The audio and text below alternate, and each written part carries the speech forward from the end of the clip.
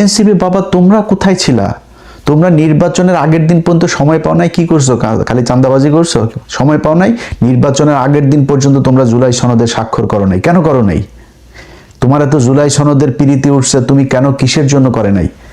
এটা জুলাই সনদ, আমি সংবিধান ছুঁড়ে ফেলতে চাই কিন্তু জুলাই সনদ আমি চাই না। এটা ইউনূস সনদ। এটা আমার বলেন, আজকে যে জুলাই সনদ নিয়ে এত কথা বলে, এই জুলাই সনদ আপনি 1.5 বছরে করেন নাই কেন? আমি অন্তত 5টা ভিডিও করেছি ডক্টর ইউনূসকে 20 বছর ক্ষমতায়, আজীবন ক্ষমতায় চাই, যতদিন চাই ততদিন ক্ষমতায় চাই, আমরা বিশ্বাস করেছিলাম। অনেকে আমার ওই ভিডিও আবার এখন মাঝে মধ্যে, ভাই আমি না, বাংলাদেশের প্রতিটা মানুষই চেয়েছে ইউনূস থাকুক। সবাই মনে করেছিলাম সে শেষ বয়সে অন্তত একটা ভালো কিছু করে যাবে, সারা জীবন মানুষ তাকে মনে রাখবে। আজকে মান সম্মান কোথায় আছে ডক্টর ইউনূস? আপনি এবং আপনার উপদেষ্টারা, আল্লাহ যদি বাঁচায় রাখে এই বাংলাদেশে, দেখবো আপনাদের অবস্থান কি। কোনো জায়গায় কোনো কিছু করে নাই ডক্টর ইউনূস। এই যে জুলাই সনদ যেটাকে আমরা এখন বলি না, আমি খুব বেশি মাতামাতি এটা নিয়ে করি না। কেন করি না জানেন? এটা জুলাই সনদ, আমি সংবিধান ছুঁড়ে ফেলতে চাই কিন্তু জুলাই সনদ আমি চাই না। এটা ইউনূস সনদ। ইউনূসকে এই বিভিন্ন তার যারা পিতামাতা আছেন না, তার কিছু পিতামাতা আছেন, সেই পিতামাতারা যারা তাকে পরিচালনা করে, তারা বাংলাদেশে এই যে LGBTQ আছে না, গে, তারপরে সমকামী টমকামী, এগুলো বাংলাদেশে আজকে 55 বছরে যতটা আপনার হয়েছে, মানে এটাকে প্রমোট করা হয়েছে, ডক্টর ইউনূস তার দ্বিগুণ প্রমোট করে গিয়েছেন। এই গেল বছর রোকেয়া, বেগম রোকেয়া, এটা ছিল হইলো এই যে নাম কি, তসলিমা নাসরিনদের পূর্বসূরি। ওরাই ওই ন্যাংটা এই ইয়েগুলি, এই যে জাউরামিগুলি যত আছে, যে নাস্তিকতাবাদ, ইসলাম বিদ্বেষী, এগুলো এই বেগম রোকেয়ারা শিখিয়ে গিয়েছে। এই ভাতার ছাড়া মহিলা আপনার মারা গিয়েছে যেদিন, তার মৃত্যুবার্ষিকী না জন্মবার্ষিকীর মতো মৃত্যুবার্ষিকী। এনসিপির আমি একজনের কাছে শুনেছি, তাদের সবাইকে ডক্টর ইউনূস নিজে বলেছে এটা সবার ফেসবুকে পোস্ট করতে হবে, এমনকি তার দপ্তর থেকে নাকি পোস্ট লিখে দেওয়া হয়েছে। সেই পোস্ট নাহিদ, আসিফ, শারজিজ যত আছে সবাই তারা সেটা পোস্ট করেছে। কারণ কি, তাকে প্রমোট করতে হবে, সমকামিতা প্রমোট করতে হবে। এই জুলাই সনদের ভেতরে এমন কিছু জায়গা আছে, এগুলো বললে নিজের থুতু নিজের গায়ে পড়বে। এমন কিছু জায়গা আছে যেটা এই দেশকে সমকামিতা, এই বেহায়াপনা, বেলাল্লাপনার দিকে নিয়ে যাবে। এখানে খুব বেশি করি না। এনসিপি, আর এনসিপির লোক বলে ভাই আপনি আমাদের বিরুদ্ধে। এনসিপি বাবা তোমরা কোথায় ছিলা? তোমরা নির্বাচনের আগের দিন পর্যন্ত সময় পাও নাই, কি করছো? খালি চাঁদাবাজি করছো? সময় পাও নাই? নির্বাচনের আগের দিন পর্যন্ত তোমরা জুলাই সনদে স্বাক্ষর করো নাই, কেন করো নাই? তোমার এত জুলাই সনদের প্রীতি উঠছে, তুমি কেন কিসের জন্য করে নাই? আজকে বিএনপির দোষ দিয়া বহু সমালোচনা করলে ভাই, আল্লাহর নিয়েও সমালোচনা করে মানুষ, করে না? কিন্তু যদি নাকি আপনি আমারে সত্যি কথা বলতে বলেন, কোনো নির্বাচিত সরকার কোনোদিন এইটা করবে না যে 10 বছরের বেশি প্রধানমন্ত্রী হইতে পারবো না। তোমার সময় সুযোগ দিচ্ছে বাংলাদেশের মানুষ, তুমি করে যাও নাই কেন?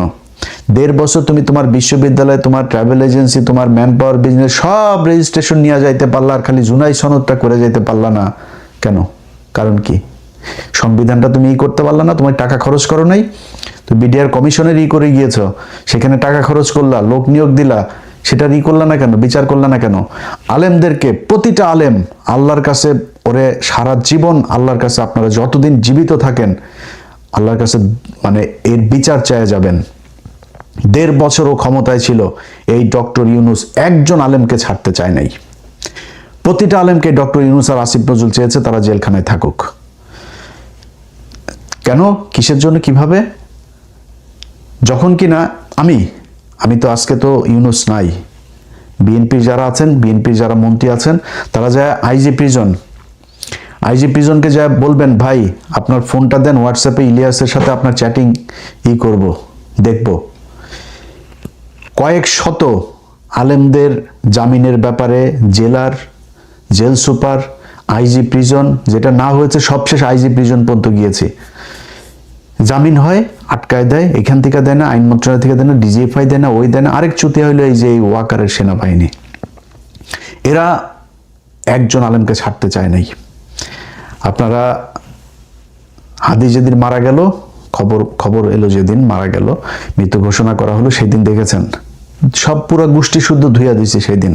তারপরে আমার এই যে তার আগে আবার বাংলা প্রথম আলোর ঘটনা, তো প্রথম আলোর ঘটনা আমি মনে করি আমি যদি নাকি মৃত্যুর পরে যদি নাকি আল্লাহর কাছে যায় একটা কিছু দেখাইতে চাই যে আল্লাহ আমি বেহেশত চাই এটার কারণে, তাহলে প্রথম আলোর বিরুদ্ধে থাকা এটা আমার একটা বড় কাজ। সো এটা নিয়ে আমি একদম রিগ্রেট ফিলও করি না, নিজের দোষীও মনে করি না, কিছুই মনে করি না। এখন এই যে প্রথম আলোর এই যে ঘটনা যত কিছু আছে এগুলো মিলে আইসা আমার এই করলো, বাংলা এডিশন বন্ধ করলো। আমি এখনো সরকারের কারো কাছে যা করি নাই, আমি নিজে আপনাদেরকে এখনো ফেসবুকে বলিও নাই যে বাংলা এডিশনের যেই পোর্টালটা আছে, পোর্টালের নিবন্ধনটা তারা স্থগিত করে গিয়েছে, সেটা বিএনপি এসে এখনো খুলে দেয়নি, বলিও নাই যদিও। তো আশা করি খুলে দিবে। এখন এই যে এত কিছু হইলো না, শেষমেশ বললাম না কেন বললাম জানেন, এই ইউনুস সবগুলারে কেন ধুইলাম জানেন? ধোয়ার পিছনে একটা কারণ আছে। ভাই আপনি, অনেক মানুষ আছে জ্ঞান দেয়, হ্যাঁ ভাই আপনি এটা এরকম কেন করলেন, এরকম কেন। আরে বেটা তোর খারাপ লাগে না, আমার খারাপ লাগে। কি খারাপ লাগে জানিস আমি কি করেছি?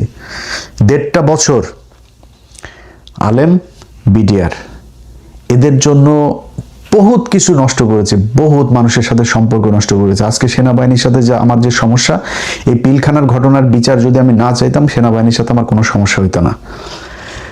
আজকে যদি নাকি সরকারের, এই বর্তমান সরকারের একজন সামরিক বিশাল বড় একটা পজিশনে একজন লোক আছেন, রিটায়ার্ড একজন সেনা অফিসার, তো তিনার ব্যাপারেও আমাকে এই সরকারের ভেতর, অর্থাৎ ইউনূস সরকারের ভেতর থেকেই বলা হয়েছে ওনার ব্যাপারে কথা বলতে, কি ওনার ওয়াইফের সাথে ভারতীয় একজনের সাথে খারাপ একটা সম্পর্ক করে ফেলেছিল। তো সেটার দোষ তার ওনার না, ওনার ওয়াইফের দোষ। ওনার দোষ কি? কার কথা বলছি আপনার বুঝেছেন, আমি ওনার নাম আর বলছি না। এরকম অনেকগুলো বিষয় নিয়ে বারবার চেয়েছি এই আলেমগুলোরই হোক, জামিন হয়। সবচাইতে বেশি মানে হেল্প যিনি করেছেন তিনি হচ্ছে বর্তমান আইনমন্ত্রী, সাবেক অ্যাটর্নি জেনারেল আসাদুজ্জামান। যদিও উনি এই যে দিলীপ আগারওয়ালার জামিনের সাথে ওনার কিছুটা রোল ছিল, এবং কায়সার কামাল যিনি এখন ডেপুটি স্পিকার, এই দুইজনের রোল ছিল। আসিফ নজরুল এটা মূল হোতা ছিল, তাকে ছেড়ে দিয়েছে তারা। সম্ভবত 7টা মামলা রাতের আধারে চুপে চুপে করে তারপরে একটা করে তারা জামিন দিয়ে তারা দেশ থেকে বার করে দিয়েছে। তারপরে আমরা জানতে পারি, এরপরে আসাদ ভাইয়ের বিরুদ্ধে আমি কথা বলেছি, কিন্তু সত্যি কথা বলতে আসাদ ভাই এই আলেমদের মুক্তির জন্য ওনার কাছে যখনই কোনো কথা বলেছি তখনই উনি সাথে সাথে সেটা অ্যাকশন নিয়েছেন, এবং দেখা গিয়েছে সেটা জামিন হয়েছে। এমনকি সেনাবাহিনীর বিজিবির প্রধান যিনি বিজিবি, আমি হঠাৎ করে একদিন একটা পোস্ট করেছিলাম যে জামিনের বিষয় নিয়ে, মানে সংক্ষেপে বলি, তখন উনি একজনের মাধ্যমে ওনার পরিচিত আরেক কলিগ, তো উনি ফোন দিল, ভাই উনি একটু কথা বলবেন। আমি বললাম সমস্যা নেই, কথা বলবো। উনি বললো ভাই আপনি এটা পোস্ট করেছেন, এটা তো সত্যি না। আমি বললাম তাহলে আপনি ওনাদের জামিনের ব্যবস্থা করেন। যাক, তারপরে জামিন হয়ে গেল। ওই সময় সবশেষ জামিন যেটা ছিল সম্ভবত 31 জন বোধহয় জামিন হয় ওই দিন। এই কাজগুলোর প্রতিটা ক্ষেত্রে আমার মনে হয়েছে যে আমি মনে হয় বাংলাদেশের প্রধানমন্ত্রী, মানে আমি ছাড়া আর কারো কোনো দায়িত্ব নাই। এই 15 বছরে এই যে মানুষগুলো যে কষ্ট করলো, সবার আগে এসে তো ভাই আপনার এই পিলখানার বিচার করা দরকার ছিল। সবার আগে এসে যে আলেমগুলো জেলখানায়, এদের উপরে সবচেয়ে বেশি জুলুম নির্যাতন হয়েছে, তাদের এই বিচার করা দরকার হয়েছিল, করে নাই।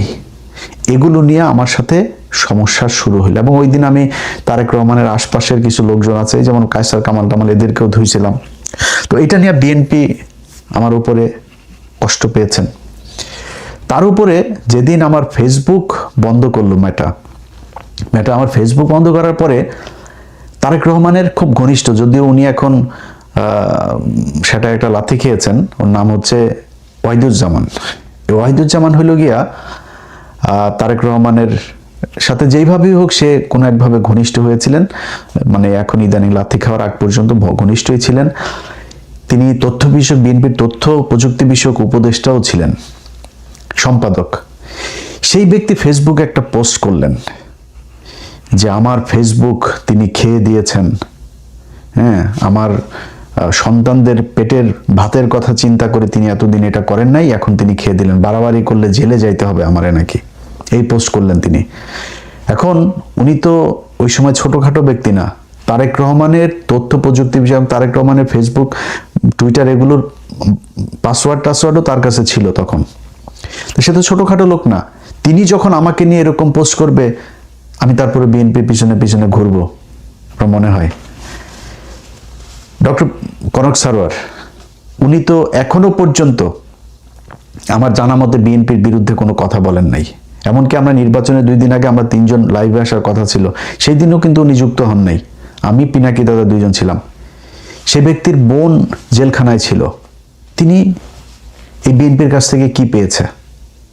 পিনাকি ভট্টাচার্যের সাথে কি হয়েছে আমি জানি না, বিএনপির কোন লেভেল থেকে কথা। আমি যতটুকু জানি যে তারেক রহমানের সাথে তার একটা বৈঠক হয়েছিল এবং সেখানে কি কি কথাবার্তা হয়েছে, কি কি কোন কোন বিষয়ে তারা সমঝোতা হইতে পারে নাই, আমি জানি না সেটা।